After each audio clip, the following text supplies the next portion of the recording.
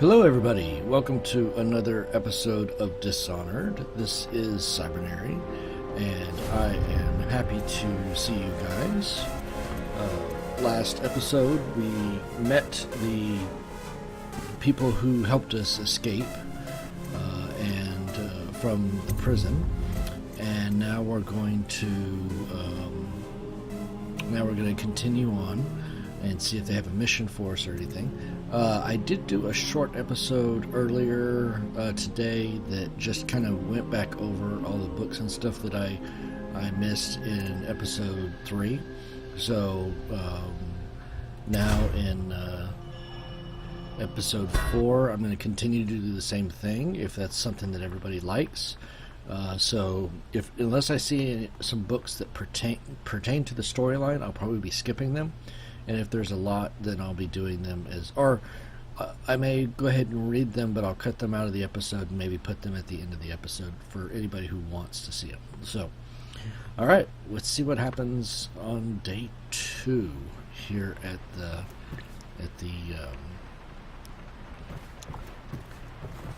Rebellion House, I guess you could say. Oh, well, it looks like they walled up that door. Interesting. They walled it up while I was sleeping? That's unusual. I thought I would have heard that. Oh, wait. This is, yeah. It just said something's not right, and I agree. How long was I asleep for? Something tells me I'm not in Kansas anymore. Yep. That's not a door either. So it looks like I guess we're going out here. Yeah, we're definitely not in Kansas anymore. Whoa. I gotta remember, I'm not in Minecraft. I can't just shift and walk up to the edge. I'm probably gonna fall off and die. Alright, so, strange gravity. I guess I'm going this way. This is a turn that I did not foresee taking in this game. I did not think it was gonna be really out of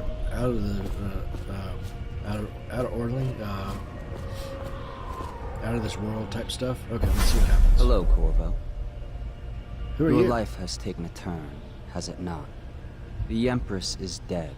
Her precious daughter Emily is lost somewhere in the city, and you will play a pivotal role in the days to come. Your eyes are black. For this, I have chosen you and drawn you into the void. This is the void? I am the outsider, and this is my mark. You're Satan. There are forces in the world and beyond the world. Great forces that men call magic. And now, these forces will serve your will. Great, now I'm a Use pawn of this Satan. newfound power. My gift to you. Come find me. I thought you were just here. Right? Okay. Blink.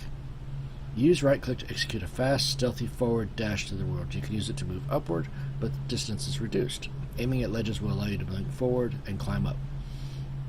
Hold right-click to target your destination with precision. A blue sphere indicates that you should reach your destination. A blue arrow indicates that you will climb up when you reach your destination. This is what those guys that came after me were using. So, if they're working with you, Satan, the outsider, whatever, then why did you let what's-her-name die? Why did you even let them use your power? Okay, so I need to come over here, and I'm going to blink. I guess that's where I'm going to blink to. That's as far as I can go. Cool. Blinkety, blinkety. Yeah, I know. She's dead. This isn't news to me, dude. You cannot save her, you cannot, yep, that's kind of redundant. Yeah, she's already dead. I can't save her. There's a chest. Oh. Okay, so we've got liquids for both spiritual and, oh, mana. Okay, yeah, that's what I would call it too, mana. The magic stuff. Blink. Blankety, blankety. Anything up there? I probably can't blink up there.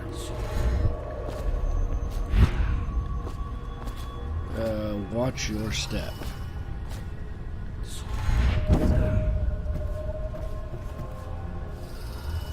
Yeah, what's Emily's letter? Corvo, I'm very sad. They say that you are dead like mother, but I'm going to put this note in a bottle and throw it into the river because I do not believe them. Living here is very strange. I do not like it. Please come for me if you can.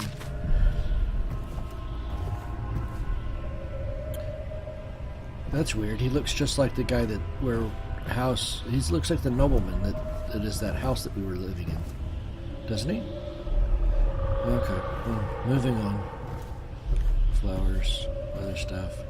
So now I've got to blink over there. Bit of a challenge. Okay.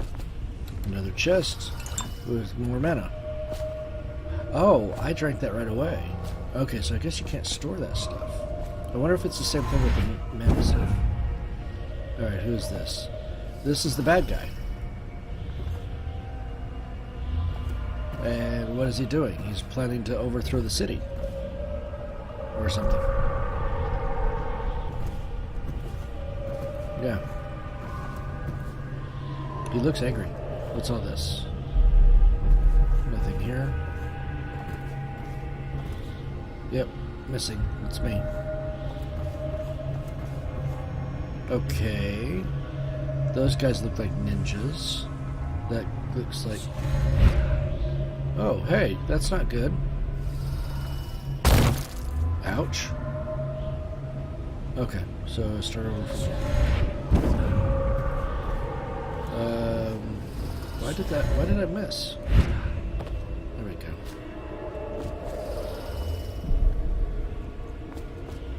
Oh, those aren't ninjas. Those are guys walking on really big stilts. Like Half-Life walkers or something. I can't attack them or anything. I think that's partly what draws me to this game. It kind of reminds me of Half-Life. With that whole mechanical era. Excuse me. To climb, aim the power at the edge. Oh, cool. And I climbed up.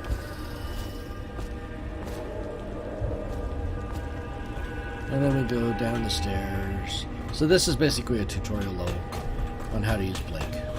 With some cool graphics. Can I click over there? Yep.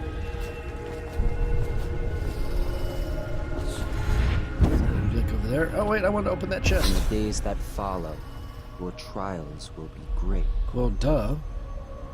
Seek the ancient runes bearing my mark in the lonely places of your world, and at shrines raised in my name.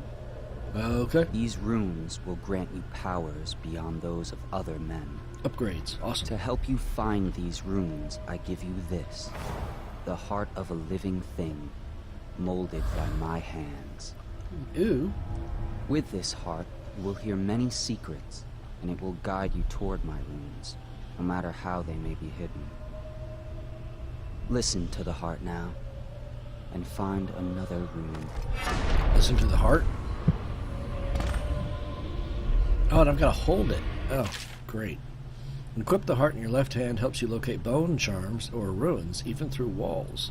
The heart beats and lights up when you face a bone charm or rune, and it beats faster as you get closer. The heart will whisper secrets if you press right-click while targeting a person or location. Great, so we're playing hot and cold with the heart.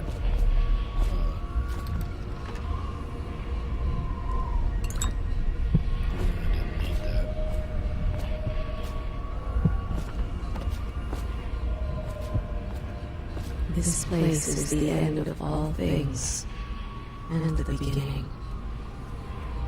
Is that the heart All telling you that? time's meaning is here. Neither seconds, nor centuries. Well, I guess that's the heart telling me that. Someday this place will devour all the lights in the sky. Well, let me go up there real quick. Okay, that's how it goes.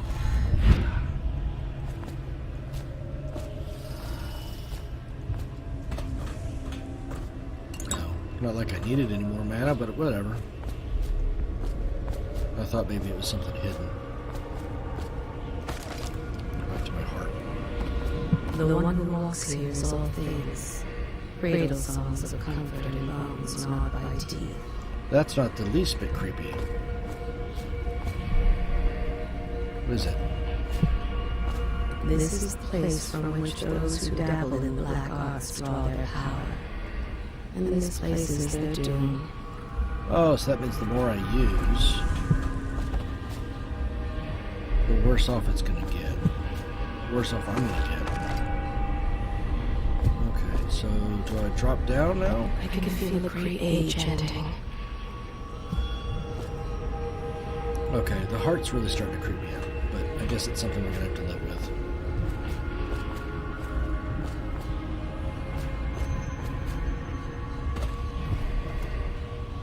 This place is the end of all things. Okay, I guess we've And the beginning. heard everything you're gonna say about this place. Okay, anything else on the whatever this is? Train, building? Nope.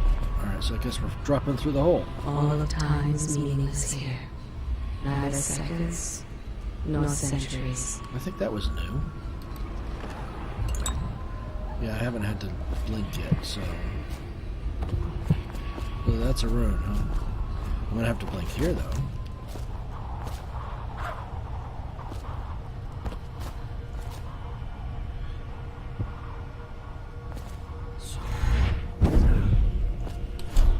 Okay, there's quick... Okay. Or I could just use the numbers. I'm probably just gonna use the mouse wheel. That's what I've been using.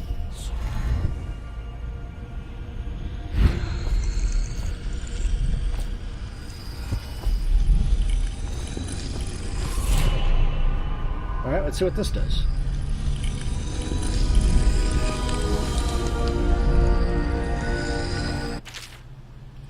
Once you've collected some runes, open the journal and go to the power sections to exchange them for powers. Oh, okay. Runes can be collected and used to acquire supernatural powers. Okay.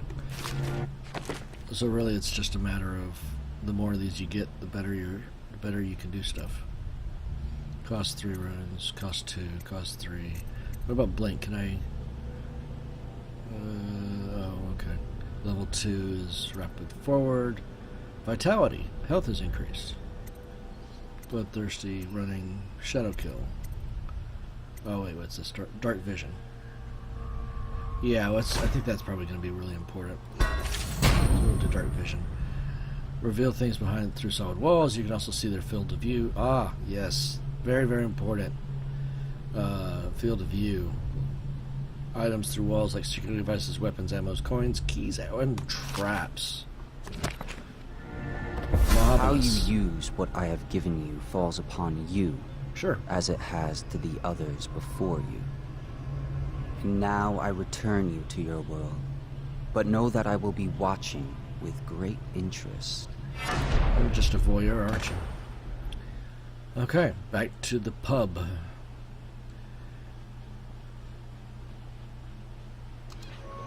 Alright, let's see what's next. Now we wake up for real. With the mark.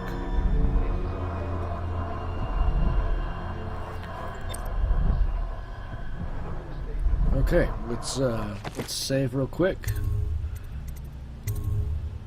And we will continue on. Let's see what else we got to do here. We've got a couple of gold things here. Mystical whale artifact. A pouch. Bone charm. Locate them by listening for the song they emit. By default, you can activate up to 3 bone charms at once in the bone charm section of the journal. Well, it looks like I got 3 bone charms here. Alright, so how do we equip? Nope, it's not under that. Bone charms. Oh, they each do different things. Void channel powers effect slightly improved. White rats can be consumed for mana. White rats won't attack you. Good. So that's what you use with bone charms. What's this? Wolfhound artifact.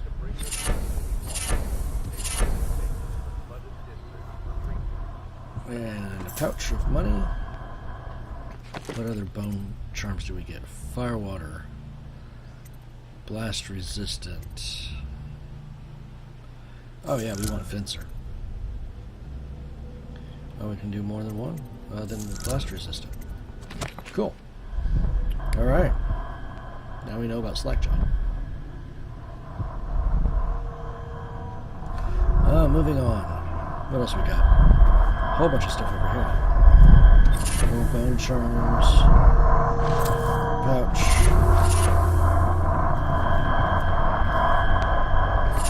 These things make an awful noise, don't they? Mystical fish artifact. Okay. Pouch. Rumors and sightings.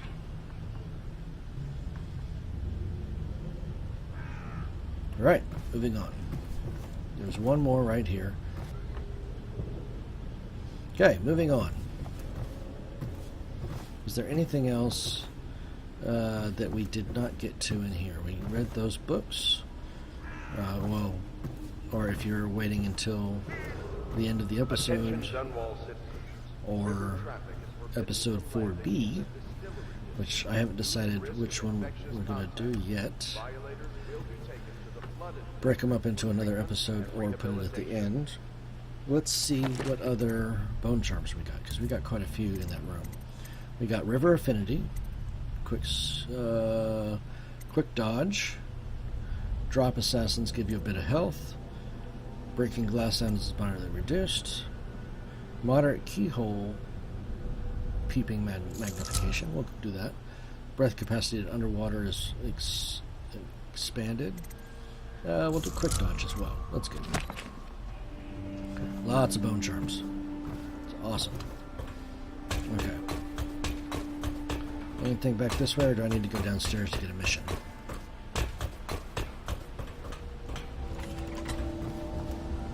Some of these I have already read.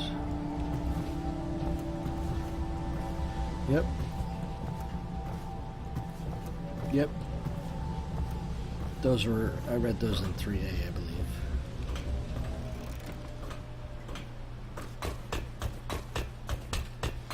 Alright, let's head down and see what the,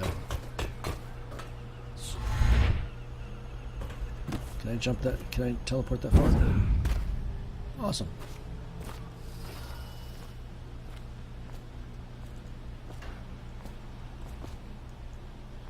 Yep, read that too. Oh, that pile of wood out there? It's a hovel he built from an old rowboat. Where does Admiral Hadlock find these people, I wonder? Oh, there he is. Anything else? Alright, let's talk to the dude. Well, let's get down to it. Yeah, let's First off, I know that assassination is dark business, but sometimes good men have to do bad things to make the world right. Our purpose is clear. We want to restore Her Majesty's line by finding and putting Emily Kaldwin on the throne. To those ends, we'll hide, act in shadow, take them apart, piece by piece. Okay. Tonight, High Overseer Campbell dies by your hand. It won't be easy. He's protected by his overseers, an army of religious zealots. But if anyone can do it, you can. Oh, yeah. Your exploits are legendary. I'm kind of Campbell a big deal. carries a private journal. Once you've eliminated him, get the journal, because we think it contains Emily's location. Recovering her is obviously critical, assuming she's alive. That's the gist of it. Remember our cause, and strike true. We're counting on you. No pressure. Another thing. Campbell is holding a former overseer by the name of Martin. He's one of us, and if you manage to find him, give him whatever help you can. He's a master strategist, and he got caught working for our cause. It'd be good to have him back here at the Hound Pits. So, no directions, no you can find him over here, no go this way. Here's an invitation to a secret party. Nothing like that? Well, that's kind of a jip. You're just going to leave me to it, huh? Attention Dunwall citizens. Do not attempt to house guess I gotta go or and talk to care Samuel. for a friend or family member who shows signs of blood on their face and chest area.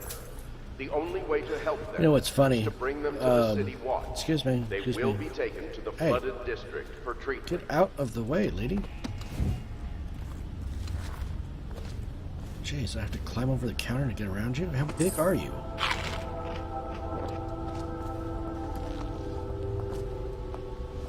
Oh, what I was saying, Samuel, right? He's the guy with the big red shirt, or Oh, that was Corvo? getting his painting done. If you've a mo...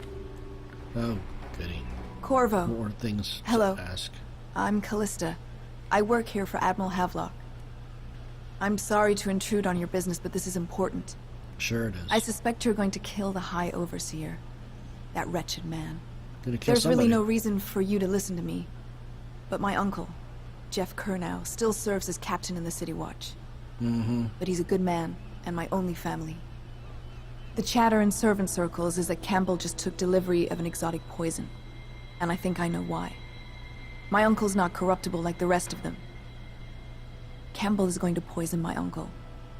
Do you think you could protect him? Oh, You used jeez. to do that, right? Before you had your current profession. Everybody wants something from Before me. you became an assassin. Yep, everybody wants something. Do this, do that. Save my uncle. Rescue what's his name. Kill the High Chancellor. Pick up the poison. We can use it. Don't get caught. High Overseer, Campbell. He's the guy who was getting his painting done in the garden right before we went and talked to the Empress. He's a red shirt. He's the first to die. Get it? Just wondering, sir, if you thought about perhaps seeing Piero before venturing into the Overseer's nest. I'd recommend going with the best gear you can get together. Okay, well, let's go see what he's got.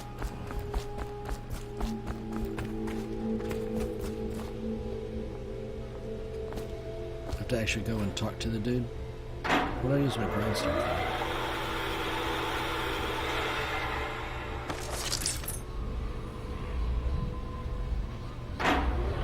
Somewhere in the basements below, Hound kills Hound, and money changes hands. Such laughter, and they're singing the old songs, linking arms. But that's what can I do for time? Alright, let's see what you got. How much money do I have? Oh, look at that. Yeah. Thank you. What's his name? I do need upgrades. 2,000 coins? By all means. Let's upgrade. Bone sharp capacity by 1. Grenade capacity, spring, bolt capacity. Radius, sword crushing. Yeah, I do want that. Because I think my sword's probably going to be my biggest. We'll do the reload and the range. And yep, that's about it. Let's see, bolt capacity. Let's go ahead and increase that because swords and bolts are going to be like the biggest thing that you can buy runes. Wow. Okay, well, that kind of changes things, doesn't it? You know, buy another rewire. I've got one spring razor.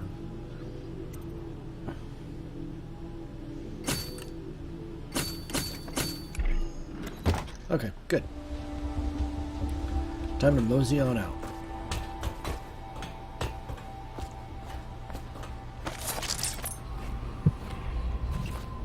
There's a rune over here?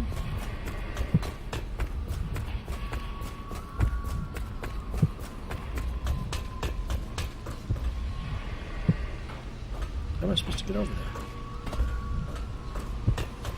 Like that, I guess.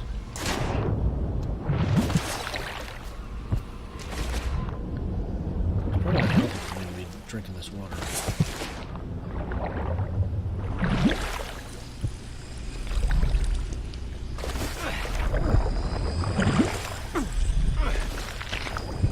What's hurting me?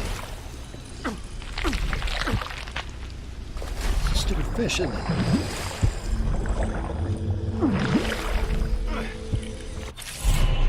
There we go. Got it.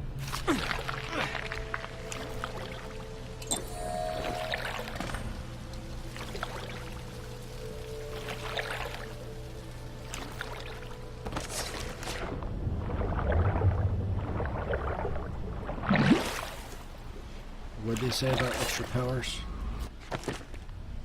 Powers. Yeah, I've got a runestone now. Oh, yeah, that... Okay. I'll hold on to this one. Vitality... No, you know what? Go ahead and upgrade vitality. It's always good to have more in life. Saves me from violent fish attacks, I guess.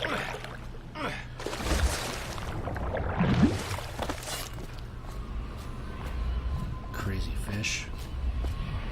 Deals are made here, sometimes under the influence of wine, and sometimes the influence is the point of a knife. Ready to go? Just give the signal. Then I'll give you the signal. The signal is given. Oh, I gotta put on my mask. Hold on. Now we're ready. Okay, so we have our first mission. High Overseer Campbell. So, we got ourselves some extra powers. We met the devil, or the other guy. And I think I'll go ahead and wrap the episode up there. We'll start off clean with this new mission. We've got ourselves some equipment. So, yeah, good deals. It looks like High Overseer Campbell is our first target. He leads the city's militia religious faction and is a close ally to the Lord Regent. Campbell is completely corrupt and holds the secret to Emily's location.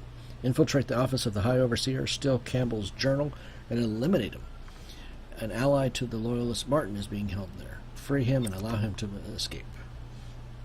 So, this is where we will pick up on the next episode. We're going to... I can't save the game here, but I'm pretty sure there is a quick save. Yep, right there. That we'll be able to load. So, hope you guys have enjoyed.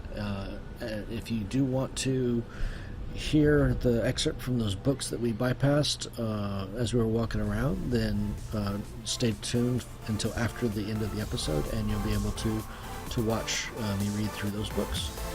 Alright, I appreciate you guys watching, and you guys have a great day. We'll catch you next time. Alright, bye-bye.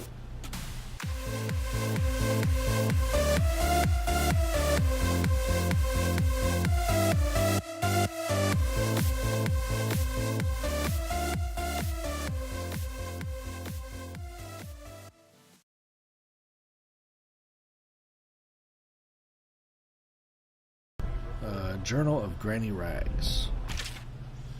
Excerpts from the Rambling of a Street Dozen. Of course I'll tell you, dearie. I won't keep any secrets from you in the end. All the dreary days of my life are like the windows of a house. From the kitchen I can see out into the garden, where the leaves and stalks are brown and bug-eaten. You can see a little lump of dirt, where something was wrapped in a blanket and laid to rest along the rows of twisting vines. Whoa. The front room looks out into the street, where the neighbors are all setting fire to their homes, barricading themselves inside. Warm and snug, dearie. Don't forget about the bedroom, either. It sees into a dreary alley where hooligans are playing a game with an old man. The first two are hitting him with sticks, and the girl with them is kicking at his dry old ribs. Oh, to have those bones, to boil them in a pot. No one lives in my house anymore, dearie. No one you'd want to meet. When I lived there with my husband, we were fine people. Vera More, everyone would say. Your house is as grand as Boyle Manor. Better even. Your dinners are lavish and your parties are the best. When that young Slokov came to paint my portrait, I was nearly still in my prime. Radiant, he said, and he was just barely a man. So young, painting all the best people across the land. Everyone wanted a portrait by his hand, all my friends. I was the only one, dearie, wet with his paint, glistening on the canvas for a pretty coin.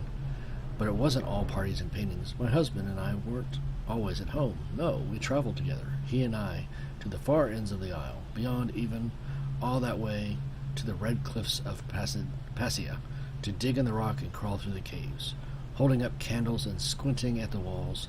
Many precious things we came upon, but none so precious as the boy with the black eyes, dearie. All those marks and bones, carved so deep and polished so bright. I brought the old bones home, hid them for my dear husband. Then I learned to boil them and carve them myself. They made such good presents, dearie. The little mute boy took them home. He loved them so. All the time he came back with new bones for me, holding them up so I could see it in his eye, even though his tongue was still. Granny, his eyes would say to me, carve these bones for me. Make me another present. And he went so far, all the way to Dunwall Tower, the royal headsman himself now, my little mute boy and his shiny, shiny sword.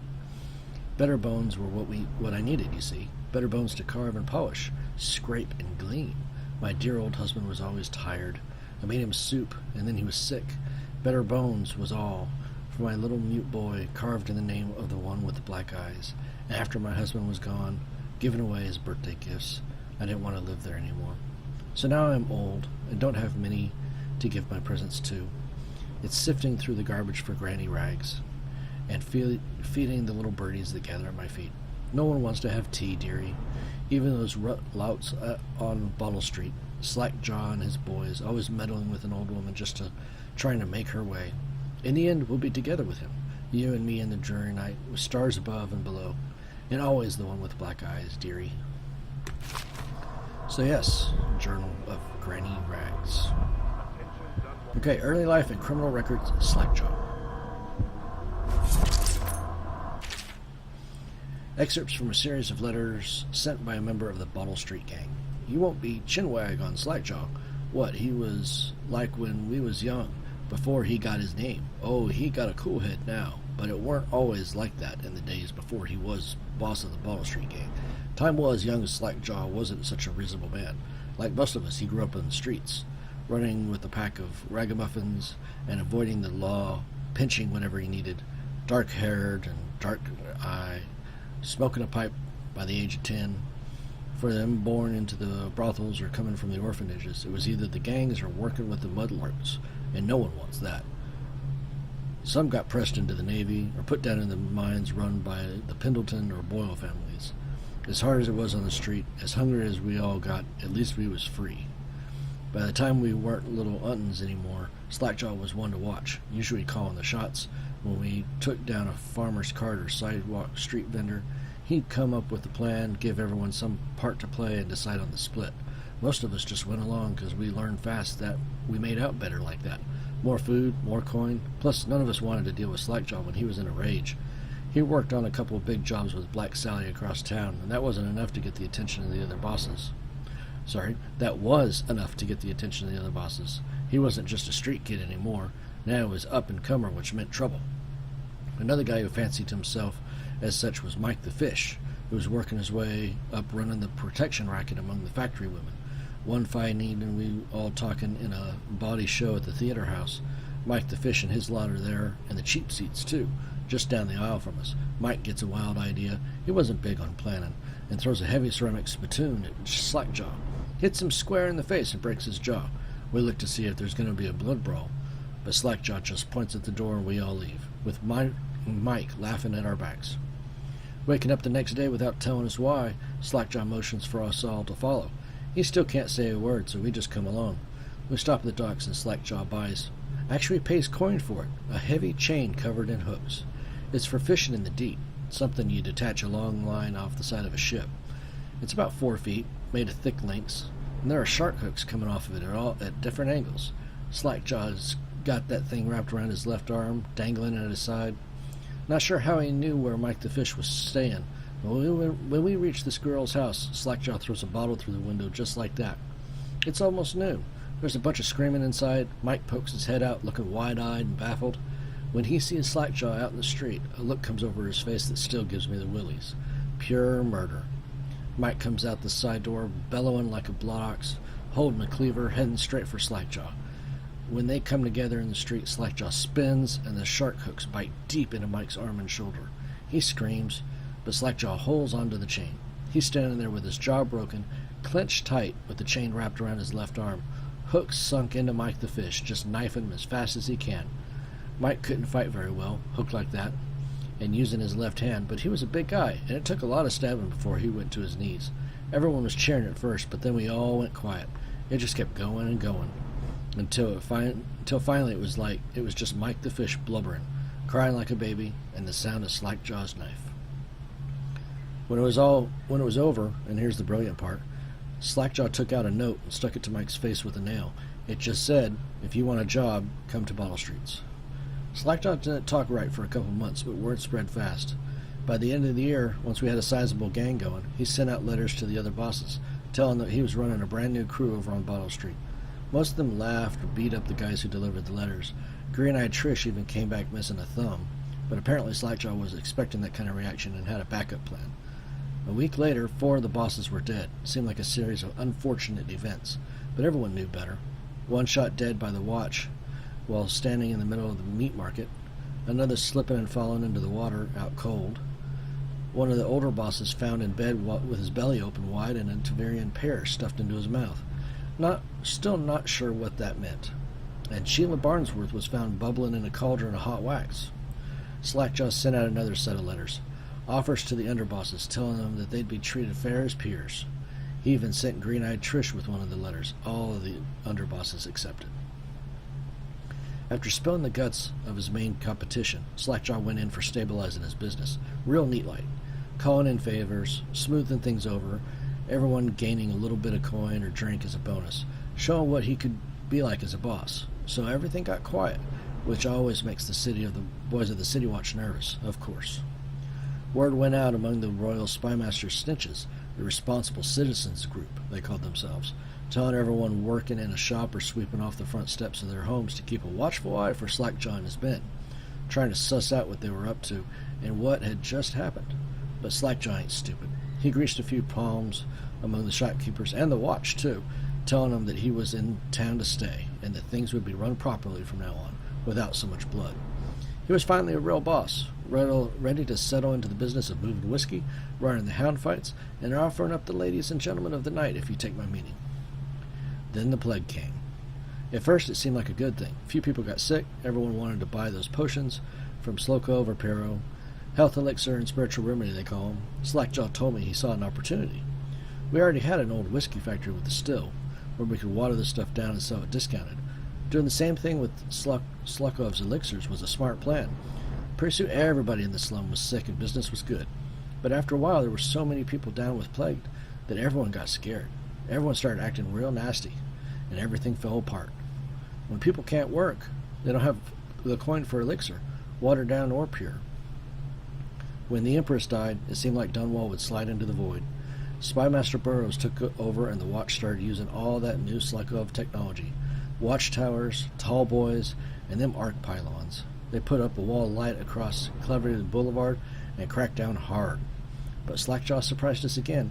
Instead of leaving town on a boot bound for Morley or one of the other isles, he stayed and kept it all together. We get as much elixir to fight off the plague as the City Watch with their taxes and rations. That's kept us alive so far. Crowley, Bottle Street Gang.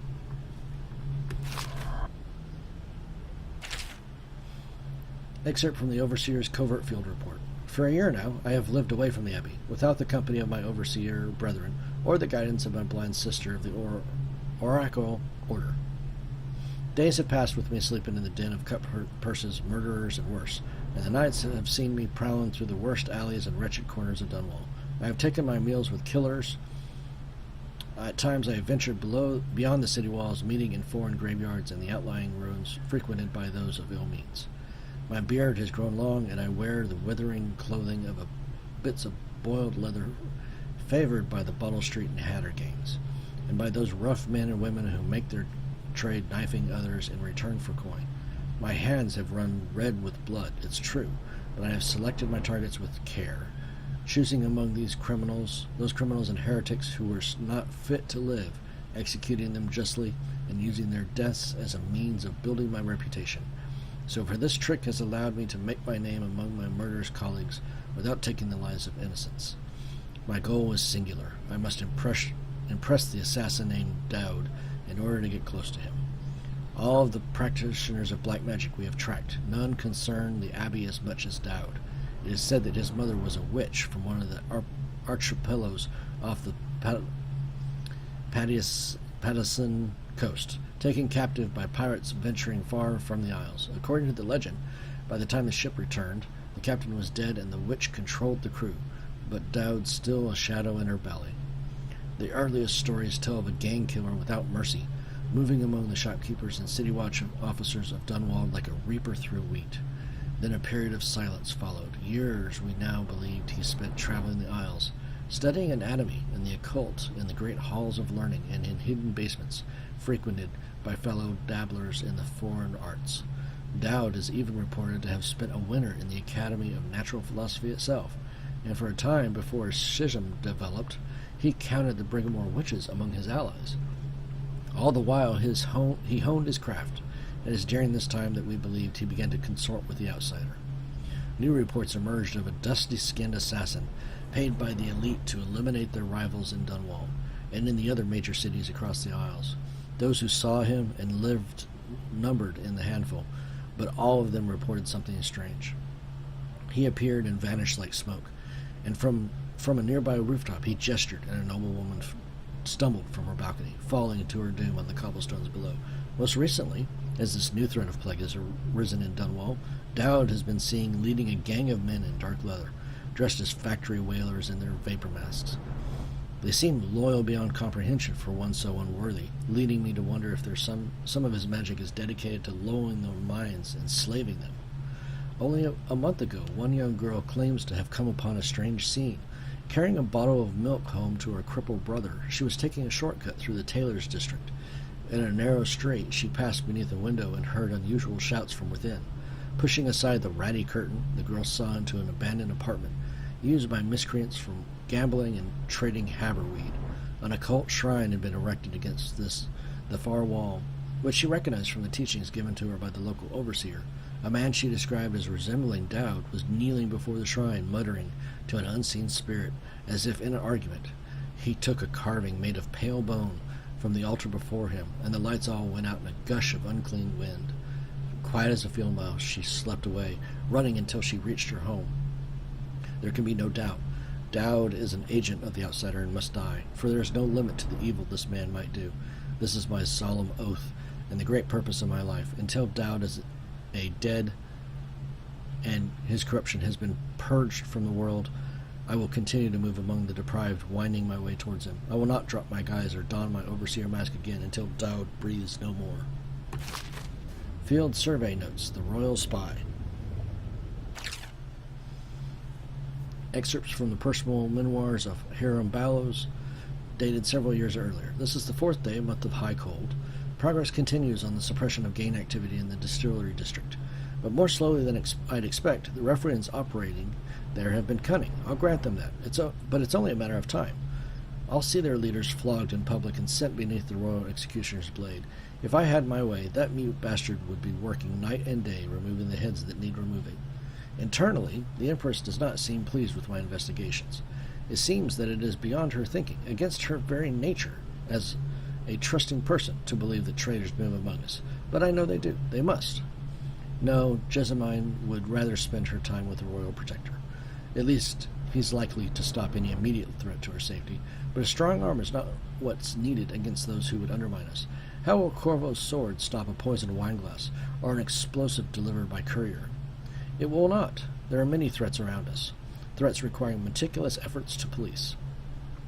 Young Lady Emily is undisciplined, I'm afraid. Here within Dunwall Tower, she receives instructions from the finest tutors known in the Isles, yet her mother spoils her, and she spends most of her time lost in imagination, wasting her time drawing, or asking Corvo to teach her to fight with wooden sticks. The girl might rule the Empire someday. Every moment spent at play is a moment wasted. Shoring up security from the main gate leading into Dunwall Tower has been another pet project of late. To think that back in his day, Emperor Caldwell left it open to the public during the day, allowing anyone to come and go as they pleased. If it were up to me, I'd seal off access to the street entirely, but the Empress won't hear of it. The water lock is much easier to protect, and if it were the only way into the tower, traffic in and out would be greatly reduced. Someday the wrong person is going to slip in and we'll suffer for it. Mark my words. No amount of security is excessive when it comes to protecting heads of state. The Emperor also disapproves of my plans for the Slukov devices. Slukov himself has no interest in security, of course, but he's vain and therefore keen to see his inventions deployed in any fashion. This wall of light he's been tinkering with has promise. In any case, at least I was able to convince the Empress to upgrade the pistols carried by the officers of the watch. Why do I worry so, when no one else seems to care? If I ever fall asleep, will it all sink into the ocean? Will the rough things clamber over the walls and fill themselves on our flesh? This is what I see in the same dream several times each month. If only I had more say in things, more authority, I could protect us all. Perhaps I have been working too hard. Dinner and an evening of conversation with a certain lady of refinement might be in order. Perhaps somewhere nice in the estate district. Harem Barrows, Royal Spymaster. Known as the guy who just took out the Empress.